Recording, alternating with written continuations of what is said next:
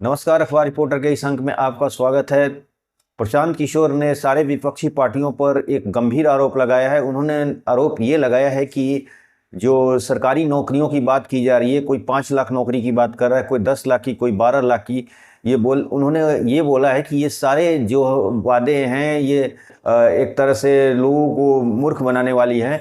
और सरकारी नौकरियों से 10 लाख, 12 लाख या 5 लाख सरकारी नौकरियों से पलायन नहीं रुक सकता है।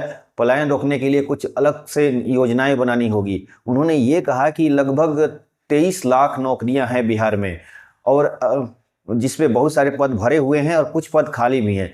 तो उसी पद को ही भरने की बात की जा रही है। लेकिन अगर सारी नौकरियों को अगर दे भी दिया जाए तो लगभग 98% लोगों के पास सरकारी नौकरी नहीं रहेगी, यानी लगभग 2% ही सरकारी नौकरी में आएंगे। 20 लाख नौकरियां हैं, अगर पूरा भर दिया जाए तो पर भी वो कुल नौकरियों का मात्र 2% होता है, यानी कुल 2% लोग ही सरकारी नौकरी पा सकते हैं।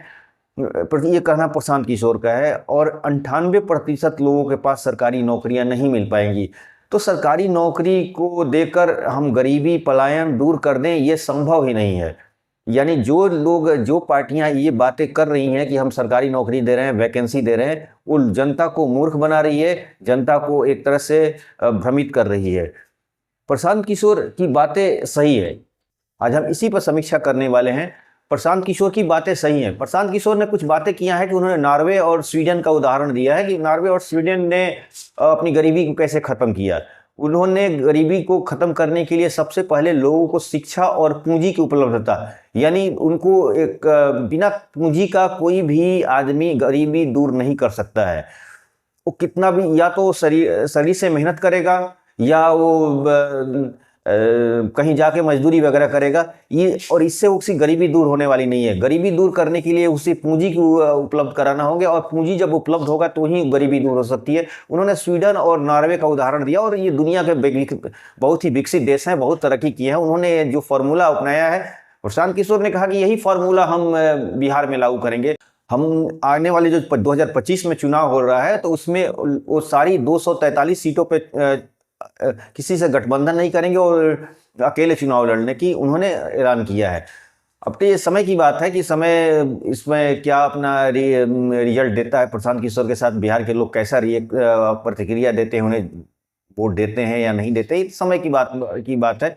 लेकिन प्रशांत किशोर ने अपना एक बहुत बड़ा और खुलासा किया कि उन्होंने बोला कि हम लगभग 10 अर्थशास्त्रियों की एक टीम को अपने पार्टी में जोड़े हैं, और ये टीम लगातार इस पर काम कर रही है कि बिहार से पलायन और गरीबी को कैसे खत्म किया जाए। और हमारी सरकार अगर आती है तो कुछ ही सालों के अंदर ये हम फार्मूला को लागू करेंगे और बिहार से गरीबी को खत्म कर देंगे। देखिए, ये बात सही है कि बिहार में जैसे सरकारी वैकेंसियों का बार बार ऐलान किया जा रहा है, तो सरकारी नौकरियां देकर गरीबी को खत्म करना असंभव है। 10-12 लाख सरकारी नौकरी देकर गरीबी को खत्म नहीं किया जा सकता है, क्योंकि समस्या करोड़ों में है। 2 से 3 करोड़ लोग पलायन करके दूसरे राज्यों में जा चुके हैं।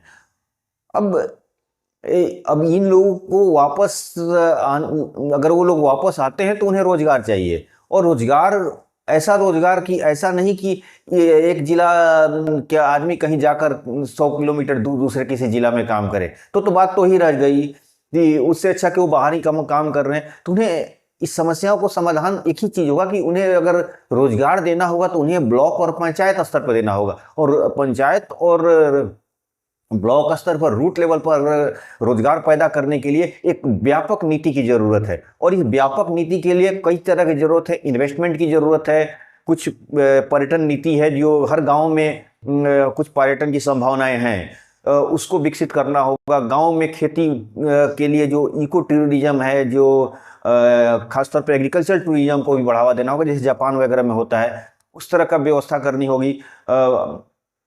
ग्रामीण स्तर पर रोजगार के लिए छोटे छोटे उद्योग लगाने पड़ेंगे।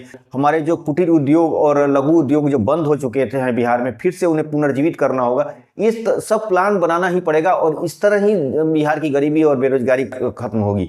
सिर्फ सरकारी नौकरी वैकेंसी देकर आप मीडिया में, अखबारों में विज्ञापन छापाकर आप अपनी पब्लिसिटी तो बना सकते हैं, लेकिन बिहार का लोगों को भला नहीं होला, क्योंकि मात्र उससे 1 से 2% लोगों का ही भला होगा। तो प्रशांत किशोर की ये बातें पूरी तरह सही है कि अगर बिहार को विकसित राज्य बनाना है या बिहार में बेरोजगारी पलायन को दूर करना होगा तो एक रूट लेवल पर काम करना होगा। सिर्फ सरकारी वैकेंसी निकालने से कुछ नहीं होने वाला।